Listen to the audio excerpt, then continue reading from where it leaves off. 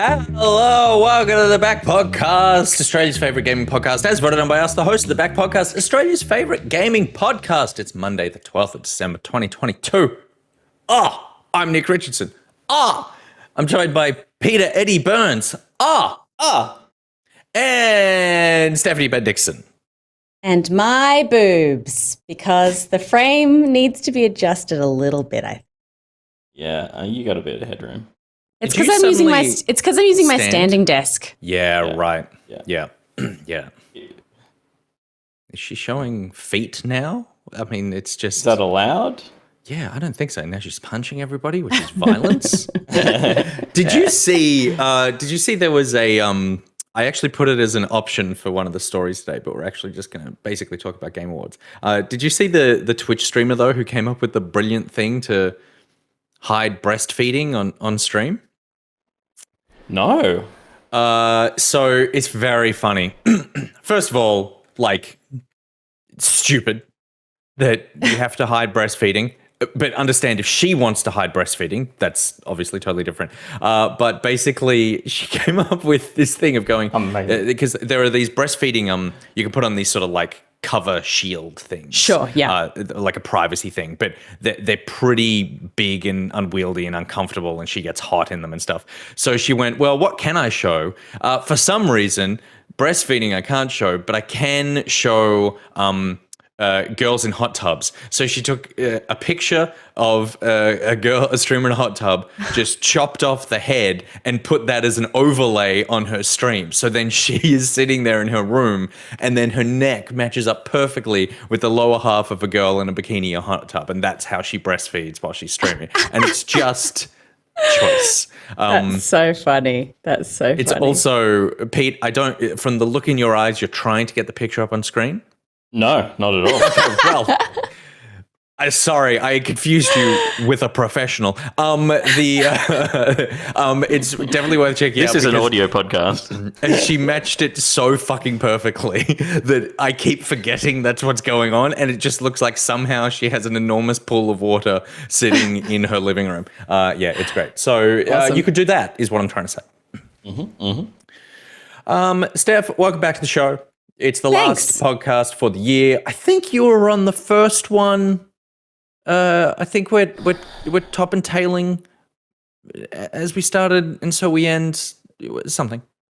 Yeah. I mean, it seems right to bookend with a Ben Dixon. With a Ben Dixon. You always bookend with a Ben Dixon. That's what I've always said. Let's get into it, because there's so much fucking Game Awards shit to talk about. We're going to run out of time. So, Pete, the Game Awards news isn't going to break itself. Sure.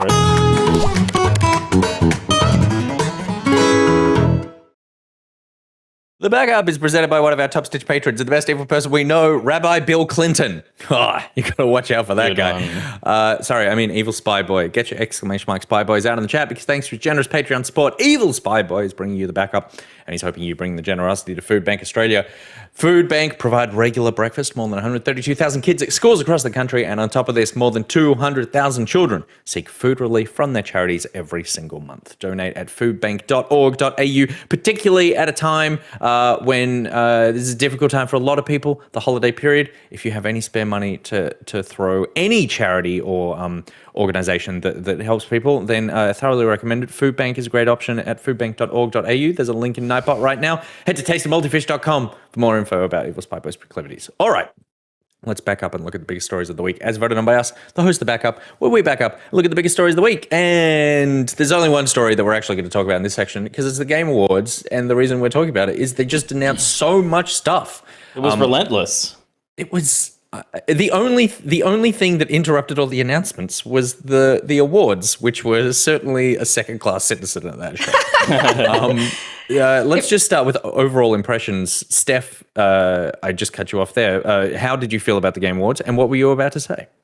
Well, we were just coming back off shooting our, most anticipated games of next year prior to the Game Awards, announcing a whole bunch of games that we will definitely be anticipating coming out next year. So I feel like the mood this year felt a bit flat, and there weren't a lot of, I hardly played any new releases this year. I think most of the games that I played were kind of older, random games that I could find on Steam, and just like a bunch of MMOs. So to kind of have that excitement renewed.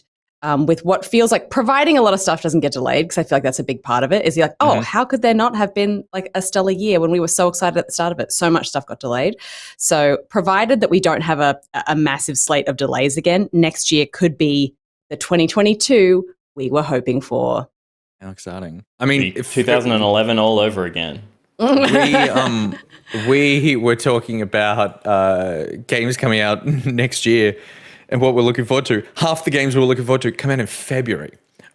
So they're at least confirmed. Like, you're not delaying. I mean, most likely you're not delaying a game from February until 2024. So we're probably going to get most of those games. Yeah, the one that I'm most excited about, I think, is the one that is most likely to get delayed and already has kind of a later in the year release window, and that's Baldur's Gate 3. So I really want that to come out, and I'm super pumped for it. But I'm also trying to kind of quietly not get too excited, because that's the one that, you know, it's such a massive game. When they sort of released it in open beta for people to jump on board with, they were like, "What's the release date for this?" And they were like, "We have no idea. We are just trying to balance it as best we can, and please stand by." So You're girding your loins optimistic. for disappointment. Yeah, pretty much. But how did you feel about the Game Awards? We'll get to the announcements, but in terms of like the show, the tone, the awards themselves, if we spend 5 minutes talking about it, it's more time than they will have in the show, unless you are the voice actor for Kratos. My God.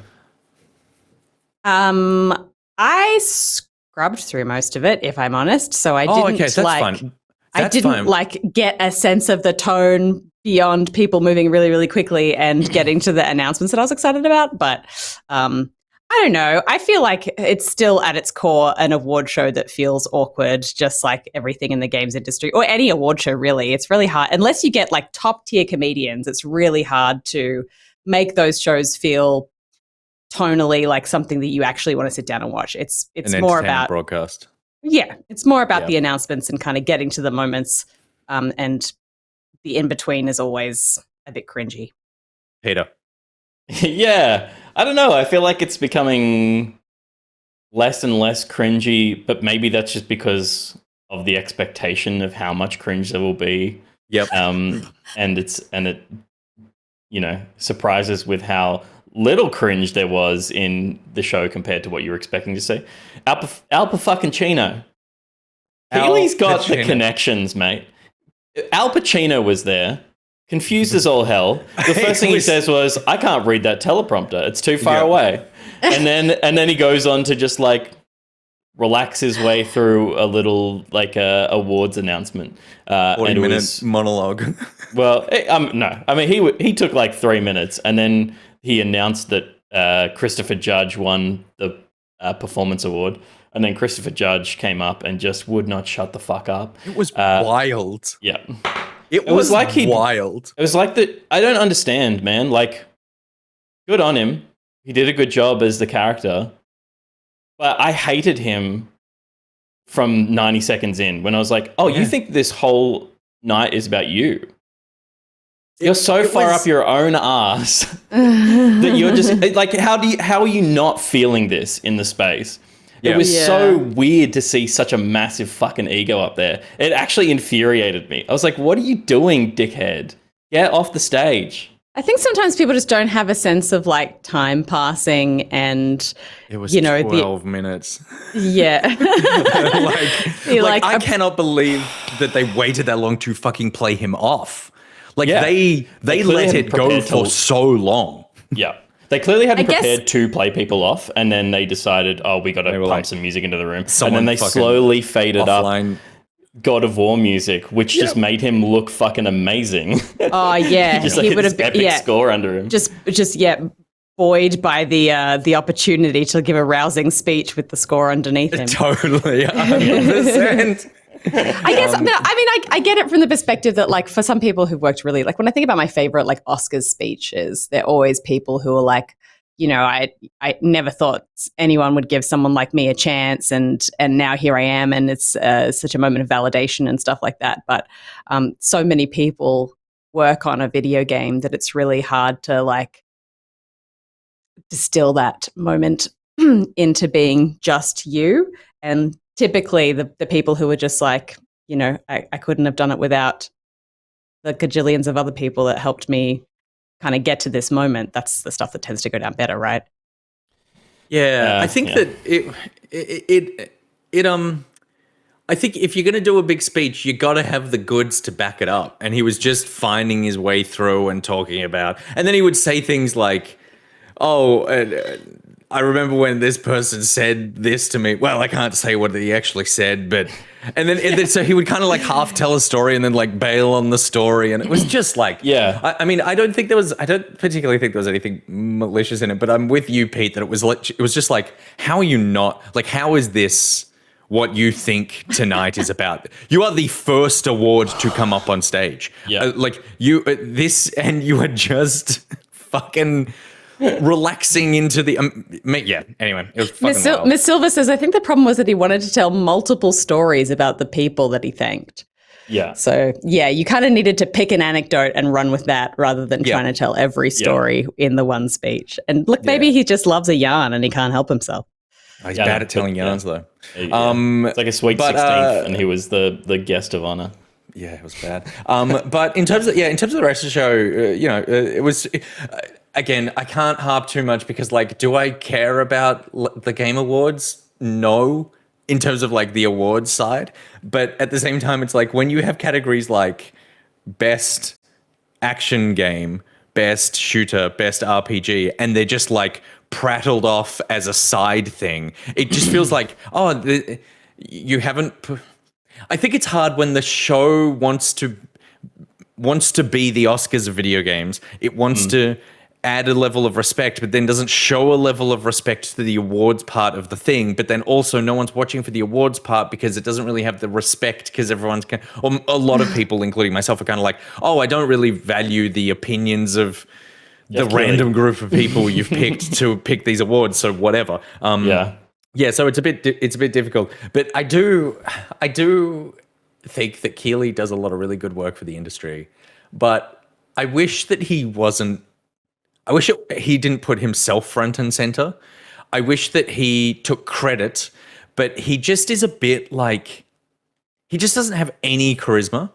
And he seems like a kind of nice guy, but he gives off, like, to me, he gives off big Zuckerberg vibes of that sort of, you've watched how other people act and you're just doing that. And so when he makes a joke and stuff, it's kind of like, this doesn't feel like you actually have a sense of humor. This feels like someone's told you to say this. And I think that, as you said, Steph, like the show could be better if they got people who their job is to entertain, not people whose job is to put on shows. I think that. Yeah, and it's hard because then if you try to get someone who is trying to be funny and that fails, then it's worse, right? Because it's like everyone is like, oh, you're trying to make us laugh or you're trying to be funny and it's so not landing, then people just hate you. So I get the idea of people just wanting to keep it simple and just be like, no, we're just going to have an award show with announcers and stuff like that. But I feel like it's an opportunity to poke fun at the industry a bit. Like,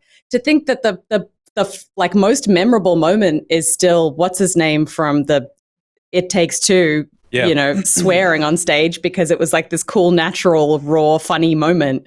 And if that kind of stuff could be a little bit more irreverent and self-aware, I think it would just be so much better. I agree, and not just being like an IGN host. Doing pre-show and stuff. Like if they got, obviously there's all sorts of things go into it, but if they got like Ben Schwartz to host it, someone who like has cred in video games and is a comedian who does like the sort of, Billy Crystal Oscars opening style, like actually having fucking fun with something, I think that that would just lift a lot of it and really make it feel as though you're watching an entertainment product, not just a YouTube collection. I think I feel opposite. I think I like that Keighley's there. I totally get what you mean, but I think that he doesn't try to mask that he's not the guy. He just is himself.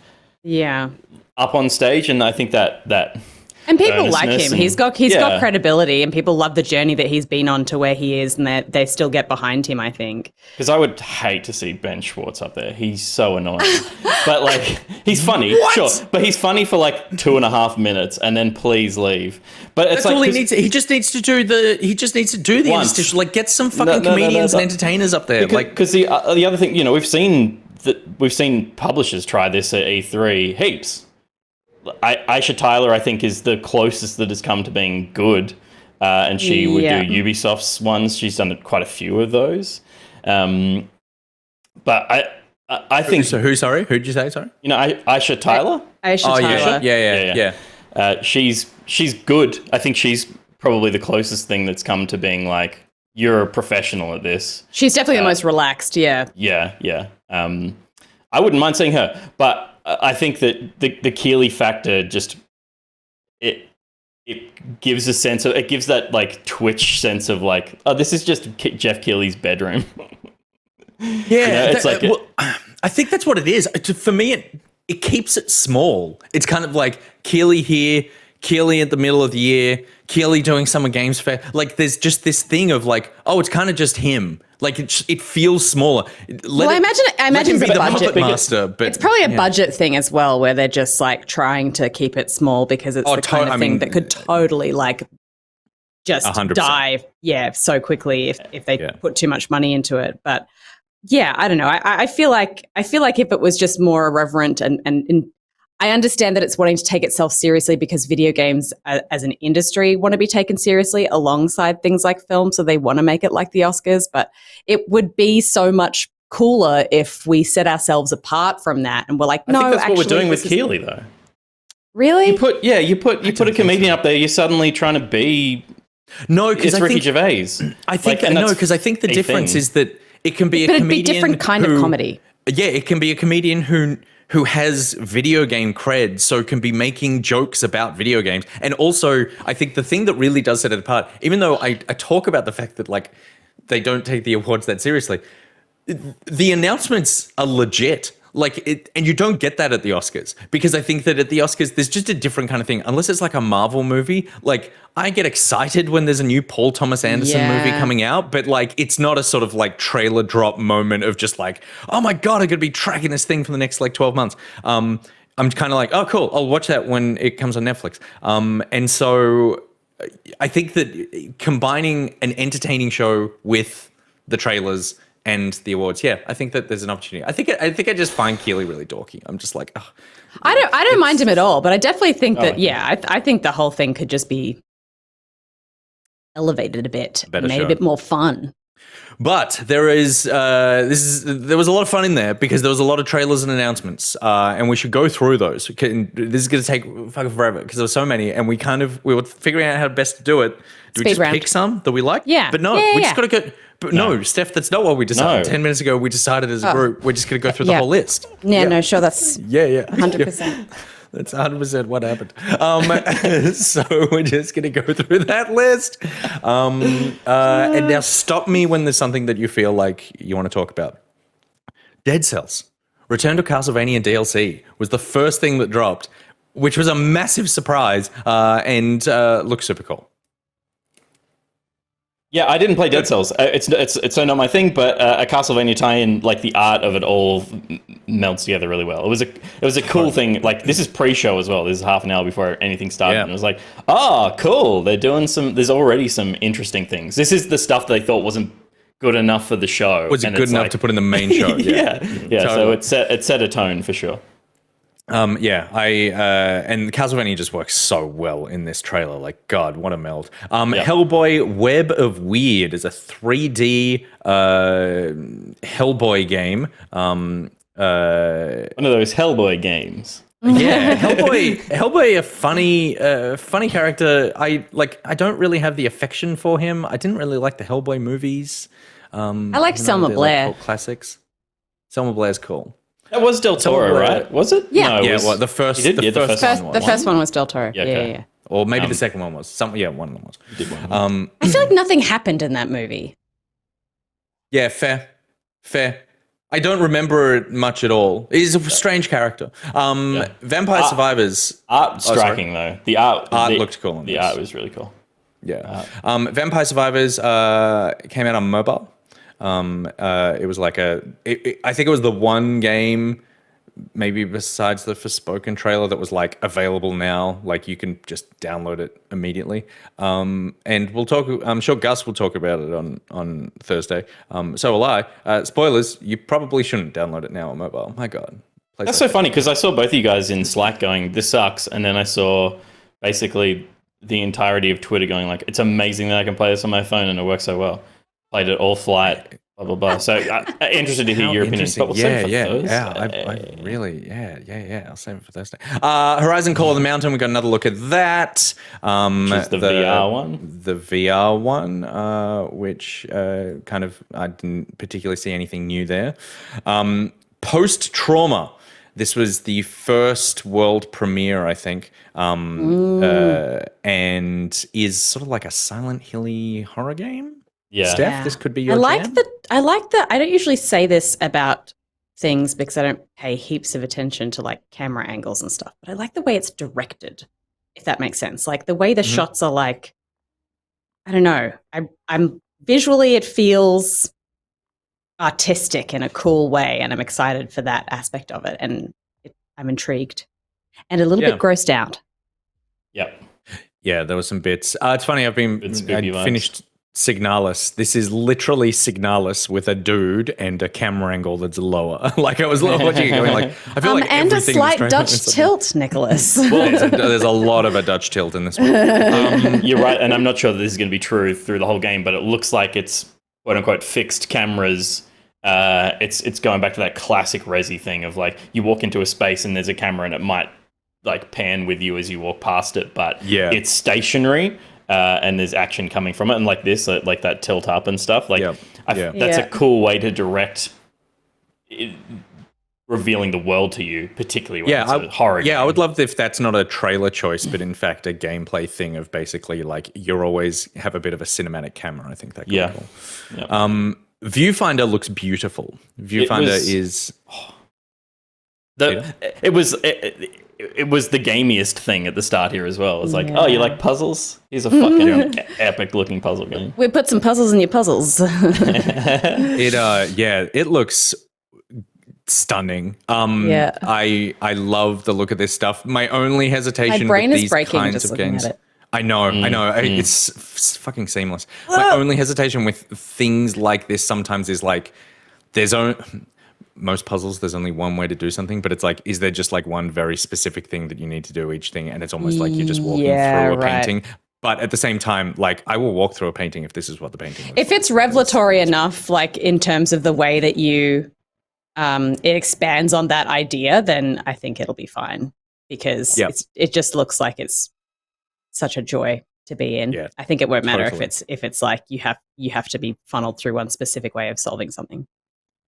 Yeah, Gus would have. Sorry, Pete. Well, that's like the Witness works despite there being only one way to solve Witness puzzles. It's about the puzzles being interesting enough to warrant the time spent going through the one way to solve them. Because I was thinking, I was like, what do I actually mean by that? And what I meant was when my fear with things like this is that you have a picture and you're like, okay, well, the only place that this could go is over here, and I just need to sort of like figure out the angle. Whereas something like The Witness is like, okay, I got to actually think about it. I need to come up with the solution. I know there's a solution hiding here, and I need to figure out what that is. Yeah, but how do you make a game like this? I don't understand. My understanding of games is that you build a framework, you build an engine and a world, and then you put items in that world. How do you make a game that is like you move the world? You move the world and it becomes a different world. I think it's impossible. I don't think it can be done. Yeah. I don't. Yeah, I think this is all a lie. I love the step being like, my understanding of how to make a game is you basically make a room and then you fill that room with a bunch of things and then you put it in a box and you ship it to my house. Yeah. Game made. Gus would be very excited to see Atomic Heart getting another trailer. And there's a lot of action in this. Yeah. It looks like more of what we've seen from Atomic Heart in the past. It's still hard to believe that this is what it's going to look like when it comes out. Yep. It's so fluid in all the animations. So and motion fluid. Yeah. that, yeah, it's gonna maybe not feel or play quite like this, but definitely hype. Definitely hype from a narrative shooter perspective. Yeah. Totally. Scars Above is a sci-fi action adventure shooter, and like I don't want to completely what am I saying? Like diminish or whittle down. I sort of got like kind of Returnal-ish vibes from it, less about the movement and more just like the kind of worlds that you're in. But yeah, cool. It's hard to tell. I find shooters hard to look at in trailers and be like, am I interested in this? Because it's basically like, how good does this feel to play? Yeah, it doesn't show us much gameplay as well. A lot of it feels sort of very cinematic, but I feel like it reminds me of Destiny in terms of the environments and stuff. Like visually, a lot of the color palette and the sort of alien environments look very Destiny, just like third person. And it's got pyramids. And it's got pyramids. It's a dead giveaway. Yeah, that's Connected for sure. That's a Destiny fucking classic. Relic Hunters Legend. Looter shooter action RPG, cartoony, bright. Looks like the kind of thing I'll play for 10 minutes to talk about something on the show this week. This week? No, like whatever week it comes out. Yeah. You know what I mean? Like, I played 10 minutes of this to talk about it on the show. Yeah. Among Us hide and seek mode. Is anyone playing Among Us? I installed Among Us on Steam because I think the only time I'd had it was on Game Pass, and it's not on Game Pass anymore. But maybe a lot of Among Us. Yeah, played a lot of Among Us. I like the idea of this mode, though. I think it'll put a fun spin on it. I also feel like Among Us, has seen a lot of other games sort of copy its format and stuff. So I'm pumped that the Game Awards is like giving it its moment to draw audiences back. And I like the idea that this kind of puts a significant spin on the original format. Lord Shad says this is a fan mode, has existed as a fan mode, and it's been interesting. Been given official support by the devs. Nice. Yeah, I installed Among Us. I bought it on Steam. $7.50. I've enjoyed enough Among Us in the past for free that I decided to buy it, just so I could get the Jeff Keighley face. So if ever I play Among Us again, and it is an if, I'll be Jeff Keighley. So I look forward to that. Good. After Us world premiere trailer. It is a beautiful looking platformer that as soon as I saw it, I thought two things. One, I look forward to checking this out because it looks gorgeous. And two, I really want to play like Flower or something again. And this is giving Flower. Yeah, it's so Flower. Did you play Chinese Room's other game that they kind of spruiked during this show because of Aurora was there and she's doing like she did a concert in it after this. Children of Light? Children of Light? Or is it the Sky? Child of the Light? Sky? No, not Child of Light. No, so it was. Sky Children of Light. Sky Children of Light. Sky Children of Light? Yeah. I played it a bit when it first came out, but I have not gone back to it, which I will now do, though, I think. By that game company, not Chinese Room. Yes, it's... that's the other game company, It's it's Journey Devs, yeah. But I'm going to... The Aurora concert, if anyone else is like me and missed it, it's running every 4 hours until January 2nd. So I'm gonna jump in so I can experience... So what is it, sorry? So like how Travis Scott and Ariana Grande did virtual concerts in Fortnite? Yep. It's like that, but Aurora, and it's in this game. So you can kind of join instanced sessions where you experience Aurora's music through a visual thing with other players in the same space. But it's like... Wild, okay. In keeping with the... I guess, ethos of that game company's games and Aurora, which have a lot of similarities. It's very kind of spiritual and sweet and emotive. Cool. Nice. Seems awesome. I'd like to point out that I get the Chinese Room and that game company mixed up because they both did like kind of passive games, and they're 3 words that they compressed into 1 word, all lowercase. I'm pretty sure both companies stylized that game company and the Chinese room were just 1 word. and even though it's not the same, Q Games I lump into that as well. Like who made all the Pixel Jump games. I think because they also all put out games around about the same time that all kind of did the same thing, and they're all just they should Activision it up and become an Microsoft. indie. Yeah, totally. Replaced is a sci-fi platformer that it just had a very moody, atmospheric trailer. But then when you got to some of the gameplay stuff, it's just, we see lots of pixel style games, just fucking stunning when it comes to the lighting in this one. Yeah, we've talked about this before because it got revealed. Feels like a year ago. And then kind of fell off the radar a little bit. But yeah, there's the kind of resurgence of those classic LucasArts point and clicks, Thimbleweed Park and stuff like that. Things that try to capture that energy. I can't remember that. There was another one that was just a girl's name, and she was like an Alex Mack. It was a cool detective point and click thing, but they're so flat. And the art can really shine, but there's so much dimension to this that it really feels like a Kathy Rain. Yeah, thanks, Bob.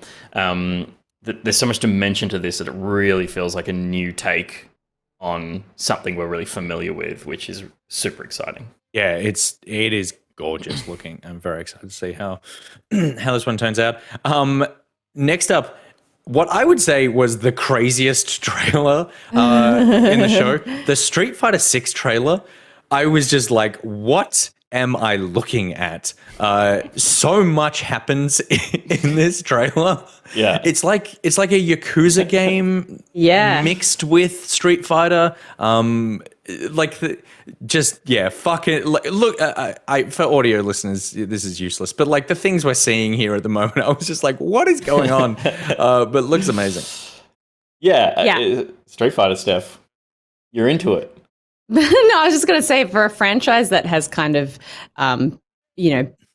not evolved hugely in terms of what it kind of gives you, this really feels like they've just been like, all of the ideas that we've had that we've always been like, that's too crazy to put in our fighting game, they've just kind of jammed in here and be like, let's just see what happens. Let's see how people react to it. Let's smash up a table of food. There has been a bit of cheek in Street Fighter games, like going back to even 2, where you break the cars as the bonus round kind of stuff. But this looks like it's trying to create a sense of like, you can play Street Fighter without fighting like spend some of your time not just running through the gauntlet. It's spend some time with the characters, which I think is really cool. It feels like what a bit of what like NBA 2K tried to do with like, oh, you can play NBA 2K, but also we've got this like street that you could go to and like get haircuts and buy clothes. That's what this kind of has that feeling of like you said, there's other things to do in Street Fighter that aren't just get absolutely owned online. So yeah, and it looks gorgeous as well. Like I think it looks absolutely stunning, and they're really having fun with the character design. So yeah, keen to see. And there's it's a June date for that one, and there's more betas and stuff coming up. So we'll get plenty of time to play Street Fighter before it actually comes out. I would say this next trailer being one of the huge shocks, the first big one, and for many people, the only one that they care about. We're getting Hades 2, Supergiant's first sequel, and it was kind of like Supergiant comes up, and it was like, oh, goddamn, yes. And then you go, hang on a second, this music sounds a little familiar. And then why is she wearing a sort of like leaf wreath thing around her head. That's a little Hades-esque. And then the reveal that actually we're just doing a whole nother one. It's Zagreus's sister, Melenio, I think. Melinio? Don't exactly know. You know how I am with names. I'll take that. New story, new weapons, new villains, new everything. It looks a lot like Hades 1, but I think for a lot of people, you don't necessarily need it to be too different. They just want more. Yeah. I'm surprised it's coming out this quickly. Yeah, I guess I would say my impression was, because I didn't play Hades, these kinds of games aren't my thing, but looking at it, I was like, this is so brilliant, because obviously Hades is so well loved, and this is kind of like, there's so much art in the game that it's not so simple, but in terms of mechanics, they don't need to build anything else. The engine is done. It's just, hey, remember when you were building that like purple world and you didn't get it finished for Hades? Let's use the purple world in the new one, because it's going to look fucking awesome, and you can just throw a character with some slightly new abilities in there and the game works. Totally. Signe says my bet is they started DLC and then just decided to make it a fully new game. That's right. I thought as soon as I saw this, I was like, this totally was DLC that they've spun off, because they're like, A, we can add more to it, but B, it's like Hades 2 sells more than Hades DLC. Good on them. Like, one of the best games to come out in the last 10 years. Phenomenal. Really excited for this one. Great. Also really excited for the next one, which is Ken Levine's new game, which he has been working on for so long. He of BioShock fame. This reveal trailer is for a game called Judas. Judas is super evocative of just lots of things that I'm really into. It feels like BioShock in tons of ways, including hand shit. There's a lot of hand shit in this. You sort of open up the back of your hand and put something in it, and then... So is this in the BioShock universe or no? No, it won't be. I think they won't have the IP. He doesn't have the IP for that. Because the one thing that I always find confusing, well, not confusing, but interesting about these is that when devs break away from like a studio and are like, we're going to do our own thing, and they make something that is like heavily referencing the thing that they're known for, I'm always like, oh, like, I would have thought you would have been like, hey, we can do whatever we want now. Let's make something completely different. And to me, this looks so very BioShock. It feels like different in some like ways in terms of the setting and stuff, but it definitely feels like, you know, linked visually, mechanically, and thematically. So yeah, I don't know. I'm curious that they kind of sort of stay within this play space, and whether that's just, again, like a budget thing because they're using a lot of the same kind of framework to build stuff. Well, I mean, I'm sure they wouldn't have access to the tech that they were using at 2K to build BioShock, so they would be starting from scratch. Well, it's probably an Unreal Engine or something, but in terms of... The characters look the same. Like, they look... It's the same... I guess they're using the same artists, so that it's the same kind of... I don't know. Well, not necessarily.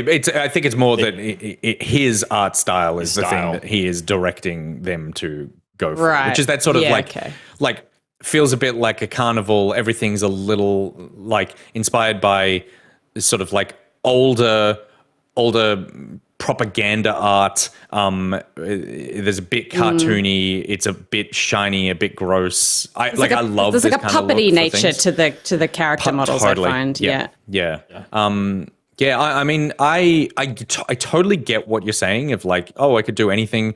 Why make something that seems like what he's doing? But at the same time, I guess it's like these are the kinds of games he likes to make, and so he's like, I just want to make more of this sort of shit. There's a lot that's very reminiscent of BioShock here, but we have not had a new BioShock in a while. I believe they are working on one. I'm super keen to see what this is like. I think they're just remastering the first one. I thought they were working on a new one. We're both. Let's all Google it. Yeah. There's a BioShock 4. It's been confirmed. Cloud Chamber. So yeah. But yeah, I'm super keen for this. Like this is my shit. This is my shit right here. Yeah. Also, up next, another thing that's kind of my stuff. This is Gus's game, which is Bayonetta. He loves him some Bayonetta. And then they've taken Bayonetta and they've turned it into a sort of like cool animated. They've taken Bayonetta and made it cool. They've made it cool. Like it's not chibi, but it's like, yeah, I don't know. It's like fucking. What's the game with the narrator? Bastion. Bastion. Yeah, it's like Bastion meets some artists from. It's like Bastion meets Stanley Parable. It's like Bastion meets some artists from the League of Legends anime, and Arcane, and also someone who designed the maps for Mario plus Rabbids Sparks of Hope, and they put a book in it as well. A hard pivot, I guess, from a lot of people want to fuck Bayonetta, I guess is what I'm trying to say, and now we've turned her into a kid wandering through a beautiful enchanted village. You're not allowed to. And I think Gus is going to feel very confused. I love this only for the fact that this is Bayonetta in a completely different genre of game. Yeah. And I would love to see more IP branch out into other things. Like, I can't even think of, imagine Ken Levine doing Mario, a Bioshocky. Yeah, it's just Mario. Like, Halo had 2 RTSs. Pokemon tried different things, but there's like, it just doesn't happen. There's no Call of Duty dating sim. But there should be. There definitely should be. There definitely should be. There was the Lara Croft puzzle game where you played as which was cool. I really liked it. Yeah. But I agree. Like, I think that is the. It's also seems like not necessarily a home run or a no-brainer, but you go, well, you're going to get a lot of people who are into Bayonetta playing this, and you're also going to get a lot of people who aren't into Bayonetta. Like, if you like, totally. I will play this over playing Bayonetta. And so it feels like you're just branching out your IP and making something for everyone. Yeah, it looks great. It looks gorgeous. So keen to see more of that. Steph, you're keen to see the next thing. Destiny 2 Lightfall, another trailer. Yay. Oh man, it just looks so freaking fun. I feel like the one thing that the question that I won't have answered until I play the game is just how the grapple will be balanced and what the cooldown is and how frequently you can use it. Because the fact that you can just grapple to anything is like potentially game breaking when it comes to like multiplayer and PvP and all that kind of stuff. So I'm curious to see how they've kind of thought about all of that and how it. You can't break what's already broke. Hey, that's unkind, Peter. PvP of Destiny is dog shit. Sure, yeah. Now I will say it has been since I played PvP Destiny when Destiny came out. Like it rivals the Halo Master Chief Collection for something that for the entire time it has existed, people have gone, can you please make this work properly? It's not that no, it's the not servers technically are bad. broken. Yeah, no, it's that it is broken in terms of going in there as a competitive experience. I think it's just incredibly hard to balance guns that are not designed for PvP in those environments, plus all of the abilities and stuff like that. I think it's just a difficult thing to level out because Destiny is a big, open world space game where you're designed to use the guns in a certain way. And I think once you're in sort of small confined spaces trying to do really kind of sweaty PvP stuff, then it's really hard. And then anytime they make any changes to any of the guns, or like they try to adjust some of the subclasses and stuff, it has this kind of domino effect that kind of breaks everything else in PvP as well. So I don't know. I don't envy them the task of trying to make all that stuff work, but I just know that they definitely are tongue-in-cheek about it in that they know that the PvP is never going to be their strength. And they have a bunch of modes where it's just like everyone gets their super back every 5 seconds and go ham and kill as many people as you can possible. And I'm like, well, dumb fun stuff is good. Yeah. But this, for sure. I know that cyberpunk stuff is all the rage at the moment, but god damn, I love how this looks so much. I love how it looks so much. I am so excited to spend time in this world. And I think that is such an important thing in these kind of live service games of going, like I really love Witch Queen. Witch Queen, I think, was the best campaign that they've put out, and some really fun, awesome spaces. I think a lot of it was striking. There was lots of places like I didn't like the main zone. I didn't like that sort of like swampy thing. It just wasn't a place where I was like, oh, I like spending time here. I want to spend time in this space so much, and you need that for a game where it's like, hey, you're going to be fucking grinding in here for a while. So, well, the thinking is too that the tower will get destroyed, and that the Lightfall, the city, will be the new place that we end up making the hub. God zone. damn, so yes. That would be pretty cool. And I think what's cool about it too is that everything about Destiny up until this point has been like aliens, other planets. You know, the future. We don't really think too like Earth was destroyed, so we don't really have much play space, you know, apart from kind of a few ruined planets that were then wiped out when the sort of the purge happened for the servers or whatever. But because of this kind of like time shifting thing that they've introduced now, where you can kind of have these time and reality breaking portals and stuff, we can play in a few more Earth spaces of the past, which is really fun because you have this wonderful juxtaposition of like cool future space tech and aliens and guardians of the future, and then these like CRT monitors and stuff like in the most recent dungeon. That I really love that, and I'm excited to see more of that kind of stuff in Lightfall and see those two kind of blending of aesthetics and technology and stuff. It's gonna be cool. Yeah, super keen. It comes out in 2.5 months. I'm gonna have to get back into Destiny and start getting my head around everything to get ready. Next up, Suicide Squad, Kill the Justice League. Another trailer for this one. And it heavily featured the voice of Batman, Kevin Conroy, who passed away. And it was nice to see this, I think. Even though it's kind of like he dies and then there's like this whole game about people who are a bit like down on Batman, who try to kill Batman all the time, but inevitable. It was. I wonder if they made the choice to show this sequence. I think they had because of the passing of Kevin. Yeah, it's just I don't know. It felt weird to me. Yeah, I think that's the only reason that they did it for sure. Yeah. Or do you mean it felt weird to show it because he died? It was just like, it felt like it was obvious that they did it because he died, and that was odd because it wasn't a particularly interesting scene to promote the game. So you know what it felt? It felt like an actor coming onto like the Tonight Show, and Fallon's like, "You brought a clip," and then they go, "Yeah." So the setup for this is X, Y, and Z, and then it's like 15 seconds of something, and then you go, "All right, well, I guess when I watch the movie, that'll make sense, and maybe that's the catchphrase, so that'll be funny." But at the moment, it just feels a little, it did feel like here's just a bit. Yeah, it didn't show us anything about the game that we didn't know, which I don't think I don't think every trailer needs to go like, plus there's this, but it is nice. Was it the first time that we? I thought we knew that Batman would be in the game. It was the first time we'd seen it. It's seen it. It's definitely heard, but I think that was the first time. I don't. I feel like I knew that he was going to be in the game, or maybe I just always assumed he would be. I definitely assumed he would be in the game. Yeah. It's like I think it was just it was a Squad game. Batman's going to be there.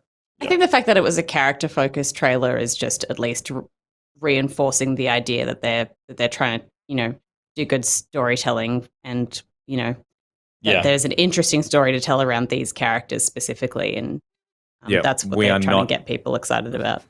We are not Gotham Knights. Speaking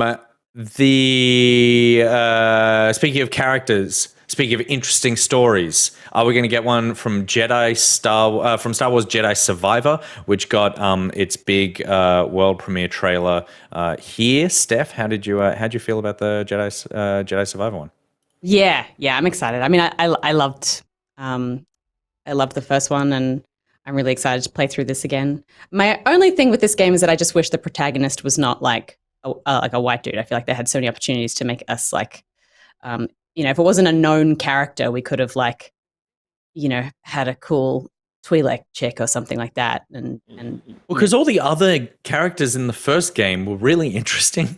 It was like the Yeah. most boring one that you had to just be stuck as. So I was wondering if maybe in the sequel we could have had this opportunity where it's like he sort Yeah. of hands over to a different, protagonist or something. But I guess that's hard because when people are already enamored to a character, they want to continue that journey, and I respect that as well. But I guess that was kind of my one sad thing about this game was that I felt like there was a missed opportunity with the protagonist that could have been someone really cool, and the sequel is obviously not changing that, but the gameplay looks awesome, and I'm excited to play it.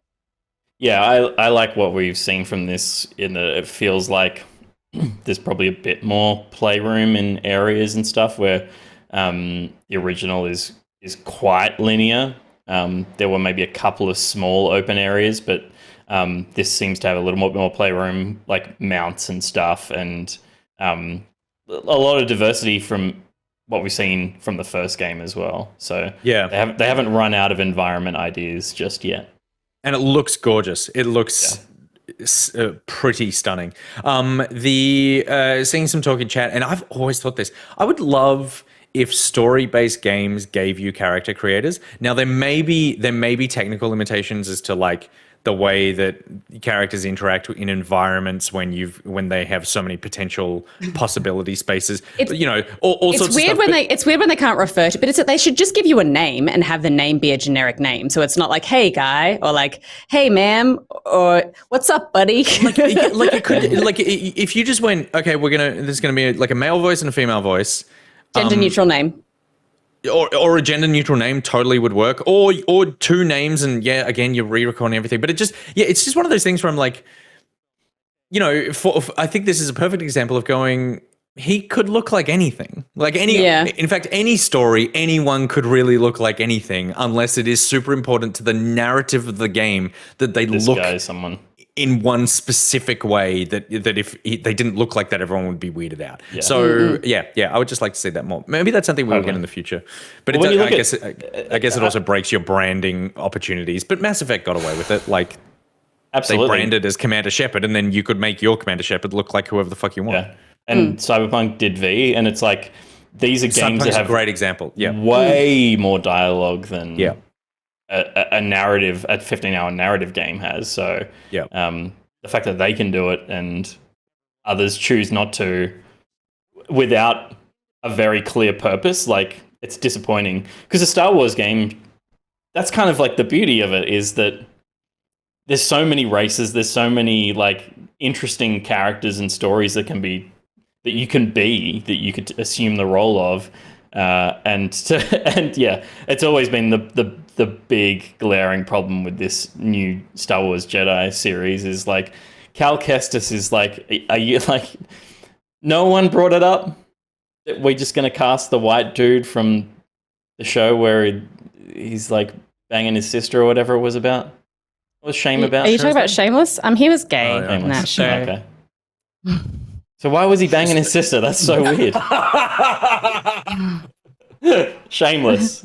He's great in that show. That show's fucking great. Fuck. I don't think that's the issue. I think Will's on the money where they want to make a TV show and capitalize off the machine of Disney, taking one actor and then putting them in as many things as possible and making it a money-making machine. So by having him be the star of this game, he can also be the star of a bunch of other things. Yeah. I guess theoretically this is happening at the same time as some of the other stuff we've seen in the Star Wars universe, because it's it would be just before A New Hope, I guess. He's a 20-year-old and he was like 5 when the Order 66 happened. So that's probably right. But you could still do that. You do that. Just make a character creator, and then you got a canon. He's the canon character, and then we get to play as whatever you want. And I did say, I think Joshi said earlier, use Midnight Suns as an example. Midnight Suns is an example of the worst possible way that it happens, which is just your generic hunter who you just have you sew a character that is just you can tell that they went, oh, you're gonna play as any. We want you to feel like you're role playing a character, so you're gonna make these sort of dialogue choices. So ultimately, nothing means anything. Yeah. Anyway, doesn't matter. Earthblade was up next. Earthblade from the creators of Celeste, which instantly means that this is rocketing to the top of, as soon as this comes out, I will be playing it. nothing about this particularly grabbed me except for the fact that it's made from the makers of Celeste. That's it. So it's like, it looks nice, and there was nothing in the gameplay where I was like, oh, I can't wait to do that. But I have faith because I loved Celeste so much, so I'll give it a shot. Yep. Agreed. Dune Awakening, upcoming survival MMO, Steph. It's basically all you've played this year. A variety. I know, and of I MMOs. definitely need another MMO to play. So Yeah. that's just great that this looks so visually epic. I don't know that I mean, Dune is not a world. It's a world that I like to watch in cinema with Denis Villeneuve at the helm. I don't know that it's a world that I want to spend a lot of time in, and for MMOs, that's a big thing for me. So I'll definitely check it out. But yeah, I don't know that this is an environment that I see myself being like, oh yeah, I can't wait to grind away at all of the sandworm sacks that I have to collect to build my desert hut. Sacks. Agree. It's certainly going to be interesting to see how are you going to make your MMO have a bunch of varied locations. On this planet, that aren't just caves, and you'll figure something out. But I guess the IP was worth it. The next big shock, very big shock, was that Keighley came out, and you could tell. Like when he walked out, and I love. No, I don't. I like Jeff Keighley as a person. I think. Well, I just think he's a boring host. He came out. He was like trying to hide how hard he was. He was like strapping it down the leg. Like it was. There was a reason that the shot was tighter than normal on this because we got the Death Stranding 2 announcement. With a 4-minute trailer featuring more heavily featuring what's her name? Lena Léa Seydoux. Léa Seydoux, who was a character not quiet. What was her name? In the first one. I don't know. I just remember she had an umbrella and she just had. And she fucked up her hand. Fragile. She had a Bob Fosse thing going on with that umbrella where it was just like constantly a prop that she was using even when she didn't need it. Yeah. I remember the first time you meet her, you're like in a cave and she walks outside and it goes and you hear it go up. And it's not raining, and then she turns around and looks at you, and then retracts the umbrella again. It's like, what's the point of that? Yeah, it was just like one singular sensation. But as always, epic fucking indulgent trailer that gets me super excited for the Kojima game that I like the least, but yeah, some really cool visuals, and then at the end, you get yourself some old Norman Reedus. I'm curious to know if this is going to be gameplay wise the same. Like, are you still going to be carrying packages across Iceland, or is it like it's a different thing now? Yeah, Iceland's America. I think this is set in. Fucking West Coast. I think you just right. So on the West Coast of America. At the end of the game, I assume of the first one, you reunited America, get across the West, and now he has to go. He has to go back the other way. Yeah. It was interesting that the 3 minutes of the trailer was focused on her. He comes out at the end, but then the billing at the end of the actors, Norman Reedus, Léa Seydoux, Ellie Fanning, Shiolai Kutsuna, and Troy Baker. Reedus gets top billing, so we're probably going to be Sam Porter Bridges again. Pete, you gave a very heavy sigh. Like, good on him. He's making the second Strand game. Because no one else got on board with the idea of the Strand genre, did they? Gus will be happy. I would be surprised if this one does as well. So would I. I think it is going to look great. I don't have a problem with the technical achievements that Death Stranding made, but I think people will have played that first one as Kojima fans. And I think there's probably more of a portion of people who were Kojima fans who bought into Death Stranding who were disappointed by the gameplay than there were people who found a love for Kojima and will play anything Kojima going ahead through Death Stranding. I think, I'll be surprised if it sells as well. But I'll be happy to be wrong. I would like to see there be a more interesting... I don't know. I mean, I don't know how to talk about this game. It's just... It is what it is. And I love that Kojima's just making stuff. But I like when he does original stuff. So I guess I am disappointed to see a sequel from him where he could be doing something else batshit. Yeah, but it's not the thing that you want. Because it came up, I've got the Slack message here when we were watching this live, and I said, Gus, he said, Kojima time, baby. And I said, it's happening, Death Stranding 2. Gus said, OMG, OMG, OMGGGGGGG, fuck yes. Josh said, holy, and I said, Gus, you nuttin'. And then Gus said, but the first game did such a good job telling its story. What's left to tell? And so that was a fun little interaction. Tekken 8 up next. Street Fighter's poor little brother. What should have been a trailer as batshit crazy as the Street Fighter one kind of just, to me, came across like a very Tekken-y sort of, this is all the shit that I expect from Tekken. And Street Fighter, if you had to say you can play one of these two fighting games now, I want to punch up a table of food. Yeah, same. Yeah, from a non-fighting player's perspective, Street Fighter has always been the fun one, and continues to be.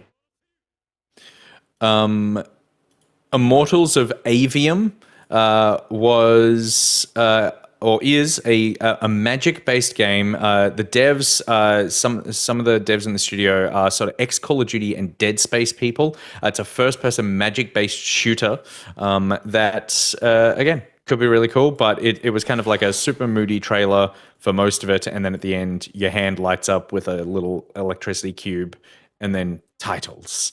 So not too much that I gleaned from that. Steph, did you have anything on that one?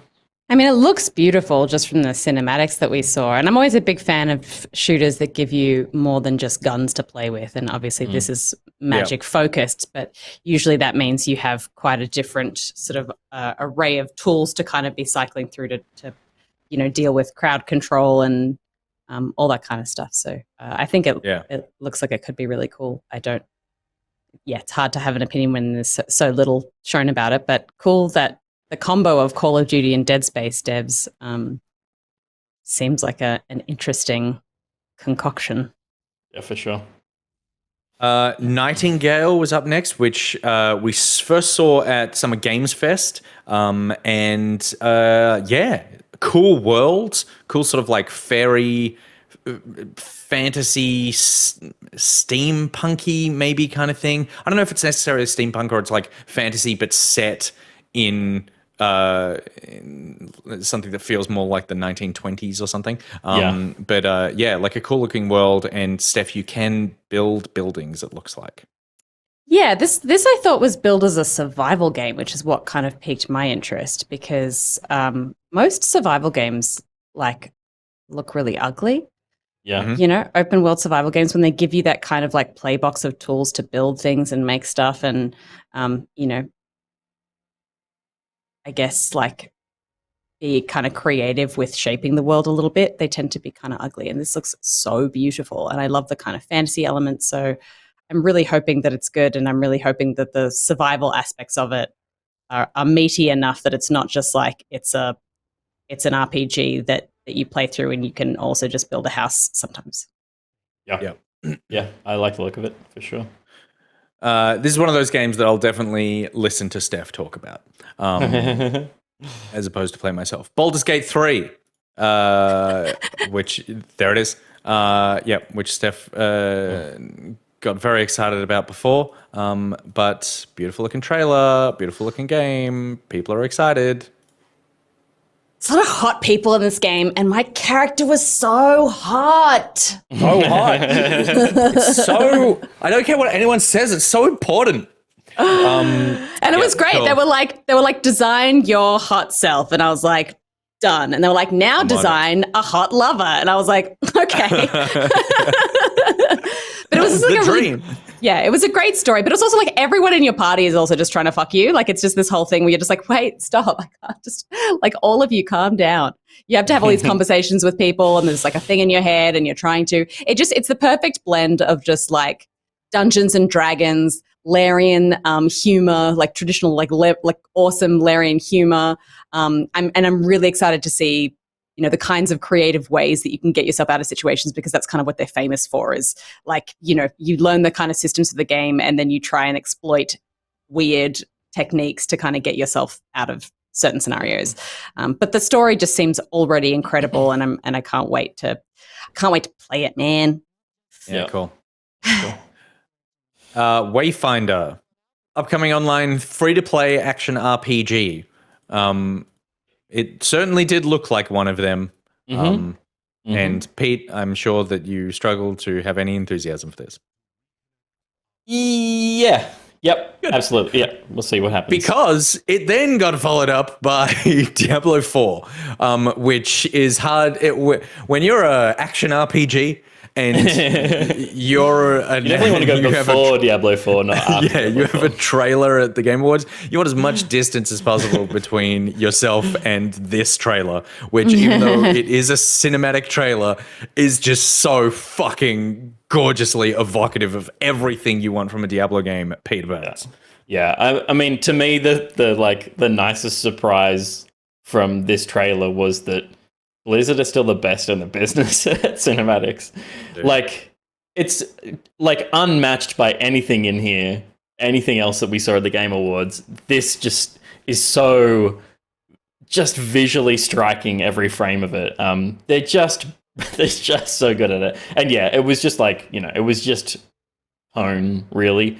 There's nothing in this about the game, except that Lilith is the big bad that we see here, but really brutal and violent. And that bow part, when she bows and the spears come out over the top of her and just impale through the mouths, wild. Yep.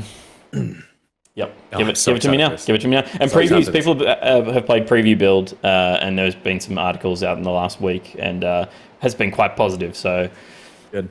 Is it going to be, do you think, is it going to be the similar situation? Because I remember with Diablo 3, it was like the first run of it felt like difficulty-wise, it was like a little easy. And then, but the idea was that you're supposed to play through it on, so that you can then play it again on New Game Plus or whatever, or the next difficulty up.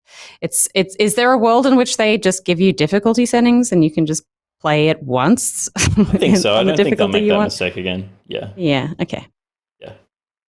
Fire Emblem Engage is Nintendo Switch, and it is... I wasn't sure on this one. Is it a new game or is it just DLC? I think it might be DLC. I think it's DLC. New characters, new maps, new accessories, and more. Okay. But nice to see some color on the Switch. Totally, it's really vibrant. 100%. We got DLC for Horizon Forbidden West as well. Trailer debuted. It's so funny. I feel bad. I feel bad for Horizon. I just feel like Horizon keeps making the same fucking mistakes. The one with this is that, and I don't know how you avoid this mistake, but the number one thing I remember from the DLC of the first game, which was where you went to the snow, which people were like, great piece of DLC. No fucking idea. I cannot remember how to play Horizon, and I've been dumped in this super high level area, and like it's taken me so long to figure it out and kind of dropped off. But I heard so many people. That's most open world RPGs, though, right? 100%. Yeah. I just feel like it's going to happen again here, Steph. It's going to happen again in the same way that this game came out, and then one of the greatest RPGs of all time came out like 3 weeks later. Both times that Horizon comes out, Horizon does not catch a break. Horizon, the little engine that could, it still sells millions of fucking copies. Will still be making the same mistakes. Yep. But it still looks nice. Looks cool. That Hollywood sign falling apart. That's pretty dope. Love to see it. Flying around on that thing. Death Stranding tie-in?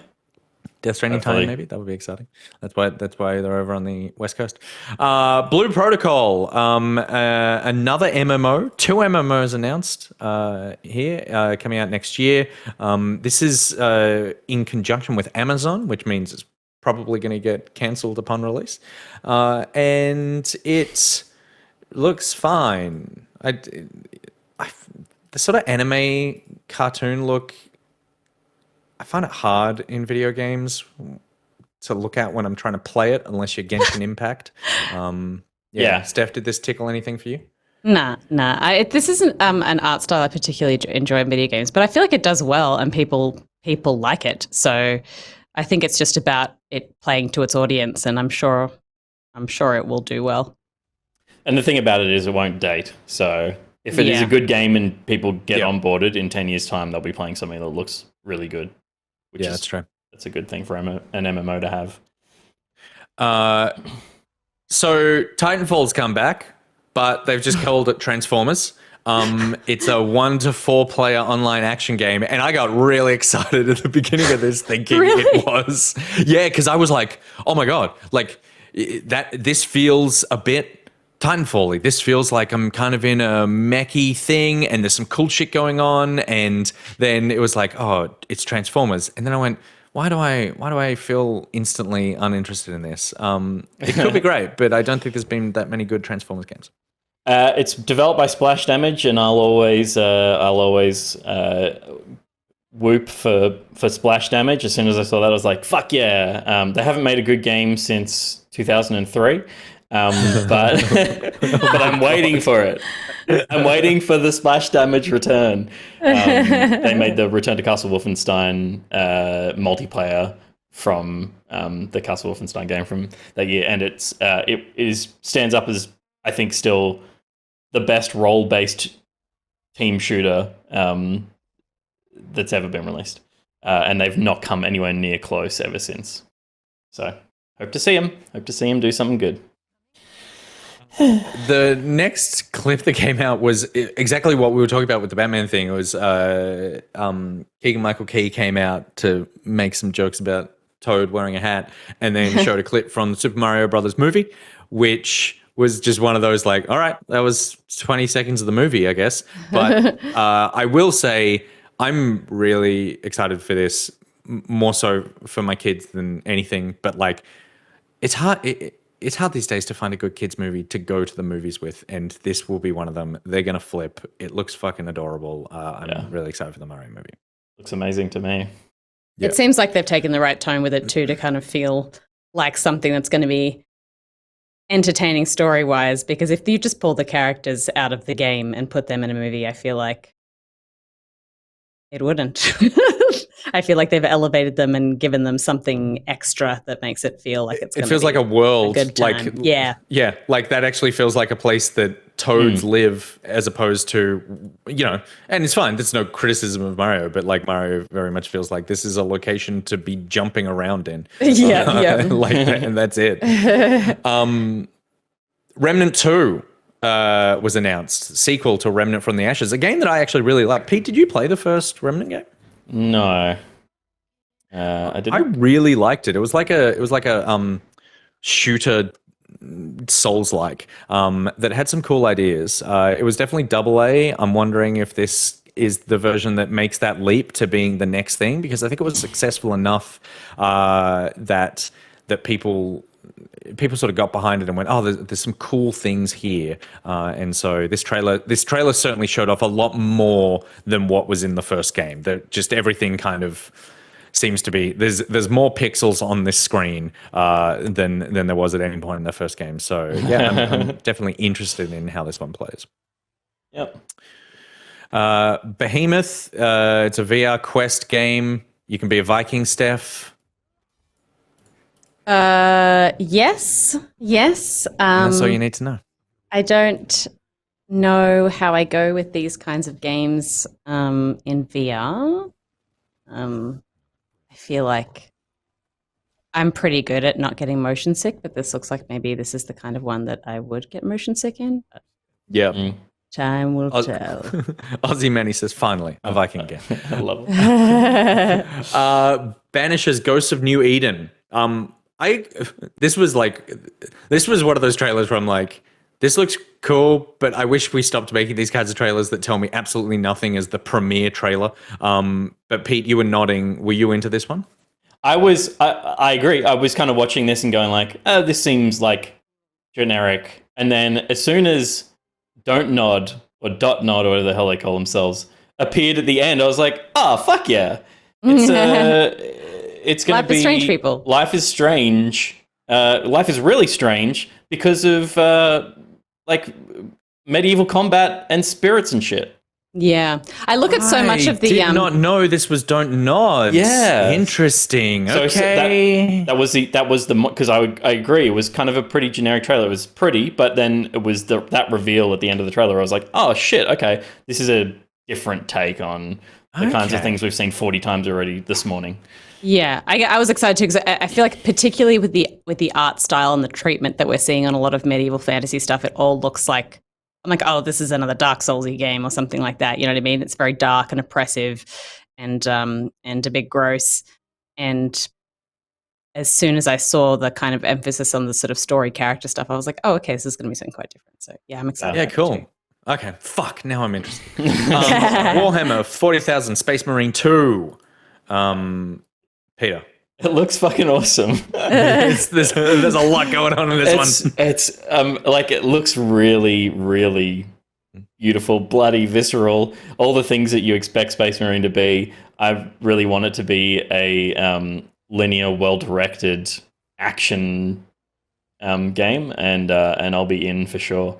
And that first one, got a lot of hype. It was kind of the original Space Marine game was kind of a at the time a bit of an odd one out for the Warhammer brand to be broadly successful as opposed to and getting interest from outside the Warhammer community as opposed to being a game about Warhammer for Warhammer nerds. So I'm excited for the sequel. I think it's looking great. Yeah. It looks gorgeous. It looks absolutely fucking so much going on in this. So yeah. Hopefully it just launches a little smoother than the last couple of Warhammer games. Meet Your Maker. World premiere trailer for this one, which I didn't quite get what the game was. If it's like a tower defensey type thing. So I was in the Discord the whole time watching this live with everyone in the Back Pocket Discord, and I can't remember who it was. If you're in chat today, let me know. But someone had been part of the alpha. So this was kind of the announcement that a beta is coming. And it was Sickney. Sickney played the alpha, and it is about you build basically your own labyrinth.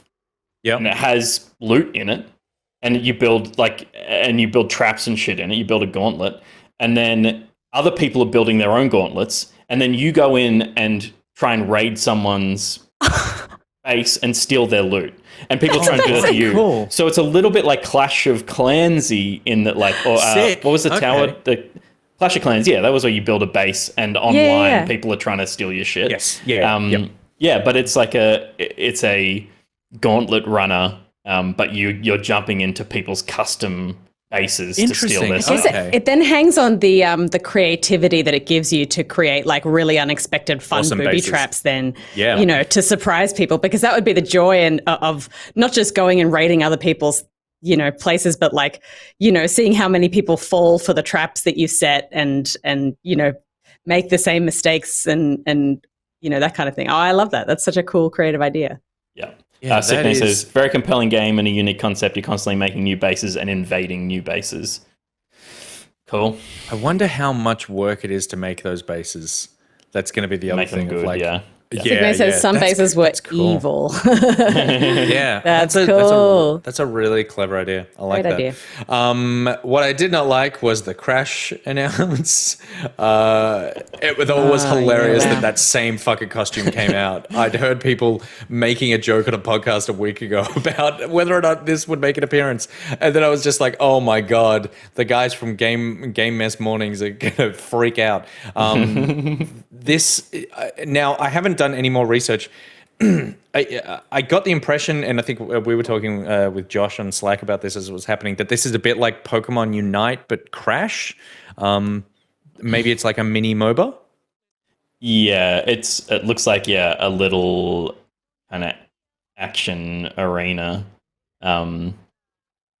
Which, I'm not in love with Crash enough to be interested. No, in it. I don't know how many people are in love with the Crash universe as opposed to just Crash. Like I really like Crash just because I liked him as a kid, but I don't know if like the rest of the Crash cast evoke the same kind of, oh, I want to be this person as like say Pokemon does, where you can be like, oh, I love that Pokemon. I've always loved that Pokemon. I always play as that Pokemon. So yeah, seems like anyway, they're still trying to make Crash happen. Lords of the Fallen, new trailer for that one. Very atmospheric, very moody, very Dark Souls. Yep. Hopefully it's one that actually stands out with its own identity, which most Souls-likes do not. Now, I'll tell you what did stand out with its own identity. Jesus fucking Christ. Crime boss. Rocky City. Okay. So, guys, I don't know how they did it, but all of our dads got together and made a video game. It's incredible. They cast their favorite actors. This game is fucking buck. The reveals as the cast kept going through, like Michael Madsen coming out in that horrible, horrible stage reveal. We'd seen the trailer a couple of days ago. Then Kim Basinger. We're getting Danny Trejo, Danny Glover, Michael Rooker, Vanilla Ice. Chuck Norris makes a fucking appearance at the end and no one even clapped because it's like Chuck Norris. What is this game? Yeah. I feel like it's trying to be a meme and it's like not succeeding. Maybe it'll be amazing.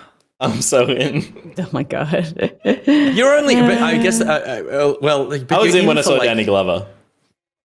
I don't know what it is as well. Like, I'm interested. I'm intrigued. I'm guessing it's like GTA Saints Row-y kind of. Saints Row. I'm thinking it's probably more like a payday thing with a story. Okay. Small shootery stuff, objective stuff, and then you go back and get crazy fucking stories. Yeah, gotcha. Yeah. Okay.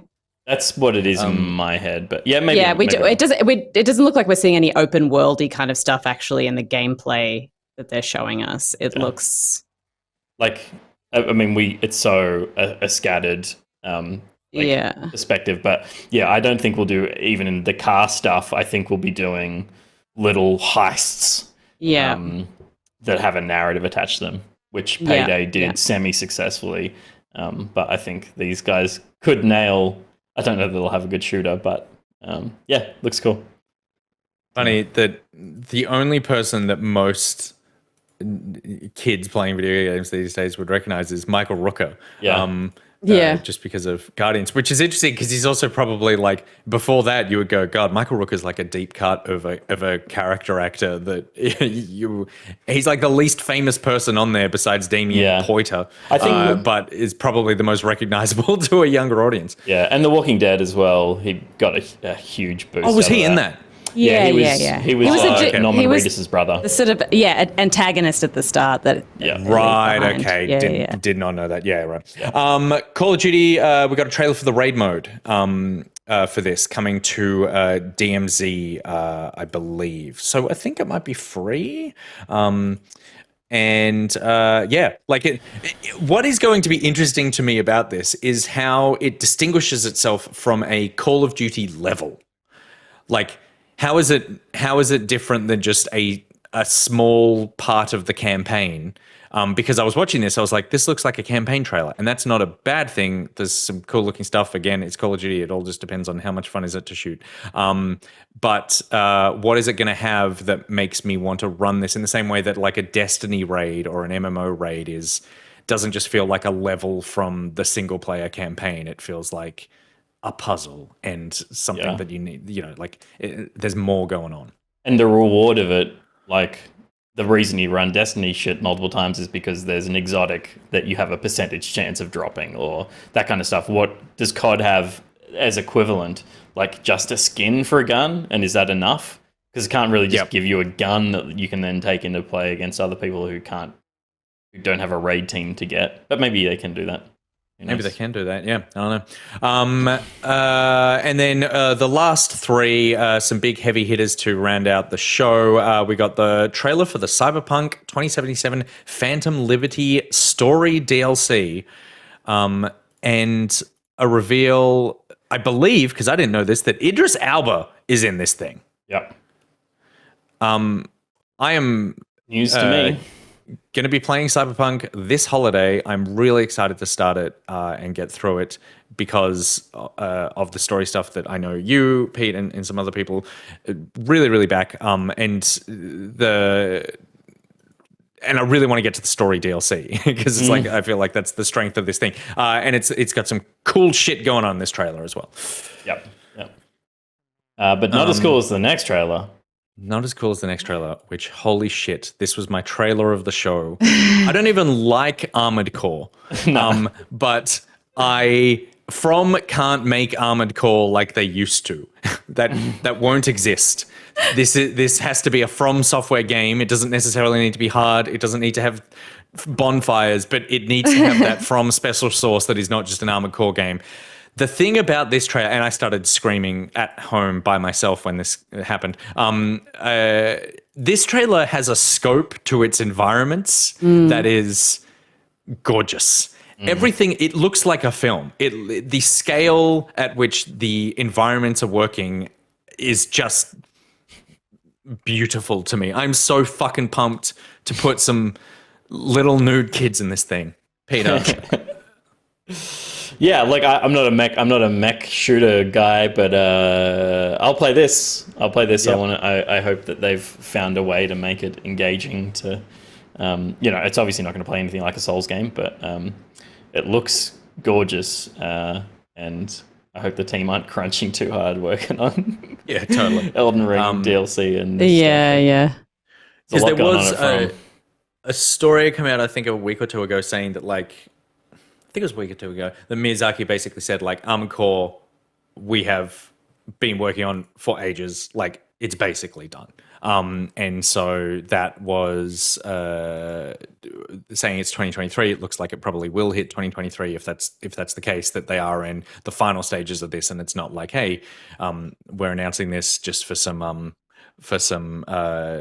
investor stuff and then moving on. So yeah, so excited. I've watched that trailer like 6 times. And then the rounding it out, the final one, Final Fantasy 16.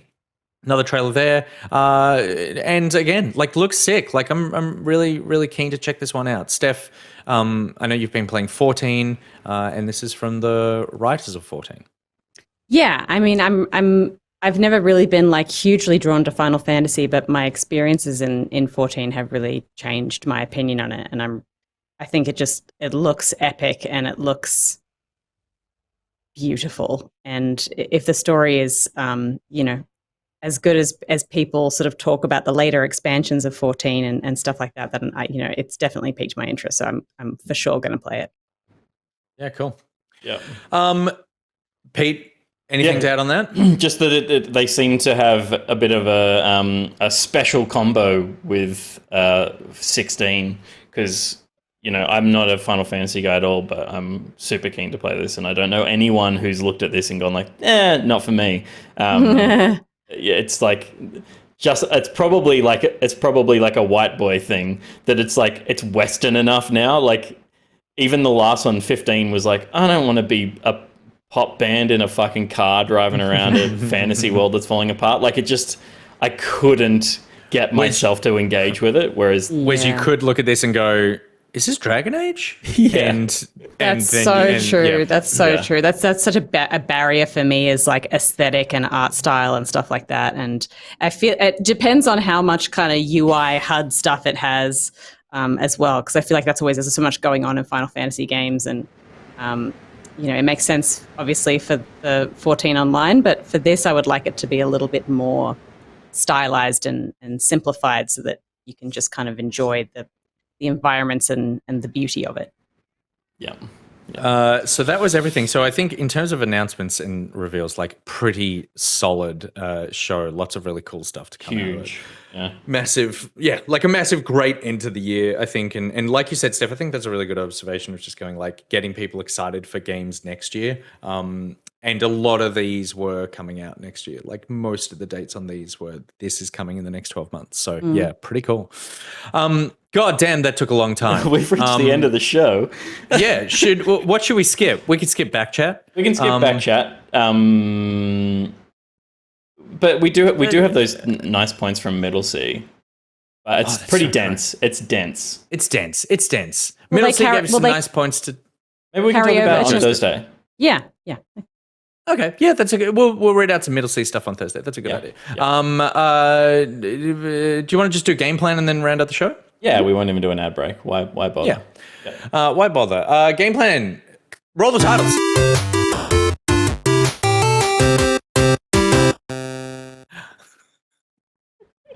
Dump Days says, do I get my money back for this week? Game plan is brought to you by Dump Days and Timothy Chu. When you need to choose what to play this week, let Timothy Chu help you choose. Or when your gaming life is a dump and you've got days free to play games, let Dump Days make your days. The game plan is where we look at games coming out this week so you can plan out your days in video games. Peter Burns, tell the people what they're getting. One moment, please.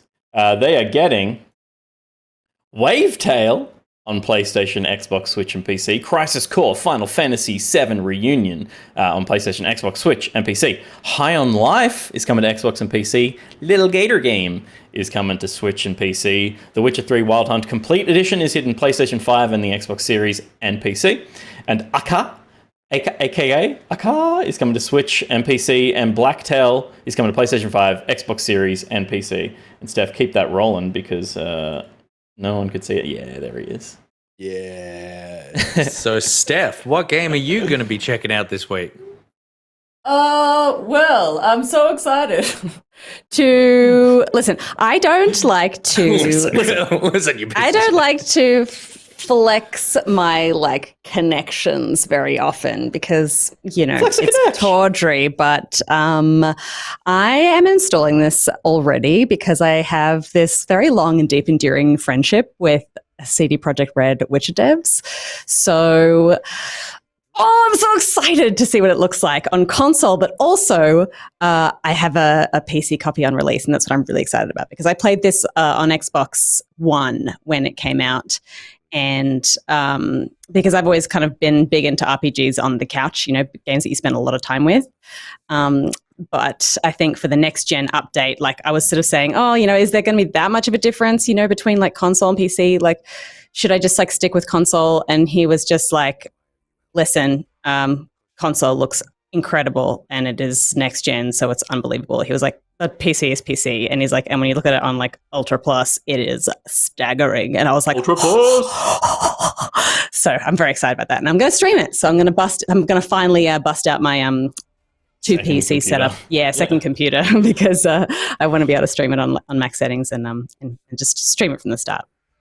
Nice. So with those connections, do you know if, because I reckon there's a lot of people just like me out there who Geralt is sitting in Skellig and has been there for 6 years or whatever. Does this port over a save or do you need to start from scratch because they've tweaked some? I actually don't know. And I can tell you that as soon as it's finished installing because I just started installing it this morning on Xbox. So I'll be able to see if it carries my save over from my Xbox game. It says cloud saves and I assume that means yes, but it might mean that from a cloud saves going forward. Yeah. You'd think that would be, they'd clarify that though, if that were the case, because people would be assuming. Yeah.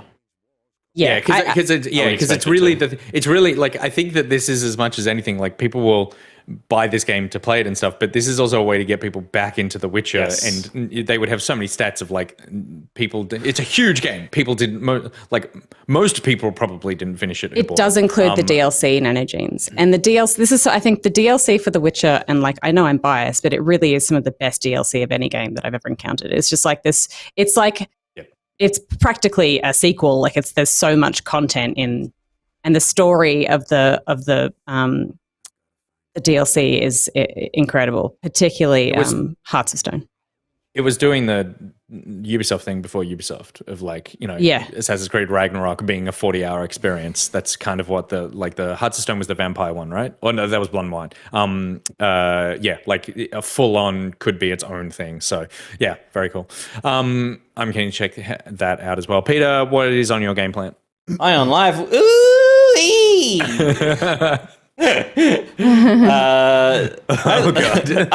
I really like what I've seen of this, just in terms of creative nonsense, and I hope that it is not annoying. That I think I will enjoy this. I will enjoy a playthrough of this. It looks quite linear. People have panned. There was a video of a boss fight that is a very like old school shooter boss fight. That's appealing to me for something that I want to finish in like 7 or 8 hours. I just hope it doesn't just again be so annoying with those voices, that with the power that Justin Roiland has to bore into your brain. I hope that it doesn't go to the other side of that and it stays in amusingly stupid for the whole experience. Reese says, "Oh, Peter, prepare to be annoyed." Potentially. I do like how it looks though. Like I'm super too. into. Yeah, I mean, I'm definitely going to be playing this just to see what it's like, and I'm hoping to be pleasantly surprised. But I definitely know I will be annoyed at some point. Yeah. And on my list, something that I may get to over the holidays. We'll see. I have a couple of other massive games to finish before that, but it is Crisis Core, Final Fantasy VII Reunion. I really liked what I played of Remake, and I have decided to continue playing Remake because I meant to finish it. Like I was streaming it, I think, last year, and I was playing it on PlayStation. I've since got it on Steam with the Intergrade deluxe version, whatever. Apparently, it runs really well on Steam Deck, which means that statistically, there's more of a chance that I will get through this thing. I just need to finish Persona, Cyberpunk, and this and that before I get to Crisis Core. So it's only about 200 hours worth of gameplay that I need to get through before I then commit to another 30 hours. But I remember Crisis Core being a really beloved PSP game, like one of the best PSP games, and they've given it a real glow up. So maybe I'll get to that over the break. How's he flying with one wing? I don't know. They ride fucking chickens around this world, Pete. Okay, yeah, fair. Yeah. Apologies. Just don't ask too many questions. All right, that's it. We're not going to talk backs. We're done. We've spoken enough. We don't want to show A Timothy's little game? Oh, A Timothy's game. Sorry, of course. Little Gator game. Little Gator game is what Timothy is excited about. It looks super cute. Look at that fucking little gator. Look at him go. Yeah. He's got a sword. He's Little got a shield. little hat. Little shield. He's got a fox friend. He's skipping stones. Love that. What a huge pivot from Crisis Core. All right. Thank you very much, everyone, for hanging out and watching the final back podcast of the year. And Stephanie, thank you for joining us and recapping the Game Awards. Hey, thanks for having me, and look forward to starting next year with the first one and then the end one again. There you go. Bookend. A realistic commitment. We are back with our final Back Pocket episode for the year on Thursday. We've got some special Back Pocket extended family people coming along. We've got... it'll probably be a bit of a longer show just inherently. It's our Christmas show, so we'll be giving away some gifts to viewers as well. Hope that you can join us on Thursday, normal time, 7 p.m. AE DT. We're D at the moment. Yep. We're D. And then at the end of this week, we're free. We're free. For Smeagol! multiple weeks. Yeah. Oh my god. Speak for yourself, buddy. Sorry, Steph is still working. We're free. Pete and I, I'll be Pete's in in New Zealand, working. I'm free. Good. Thank you very much, everyone, for watching and hanging out. If you enjoyed the Back Podcast, consider supporting the show. Head to patreon.com/backpocket. We can't tell you how much we appreciate your support on Patreon. There are the different tiers and rewards available. If you can't support us with your dollars, though, support us with your presence by sharing us with your friends and subscribing to us on YouTube, Instagram, TikTok, and Twitter. We are Backpocket Vids on all those platforms. If you head to backpocket.gg, there are links to everything we do there, including our merch store, where you can buy a series of clocks. If you like the podcast, give us a rating on the platform of your choice. Don't bother with anything other than 1 or 5 stars. This is 5 stars just for length. This was value for money. You didn't pay for this podcast, technically. You owe us 12 minutes, but don't buy us the video game 12 minutes. Yeah, don't do that at all. Okay, cool. Until Thursday, we'll be gone, but we'll see you then. Let's back it out. Bye.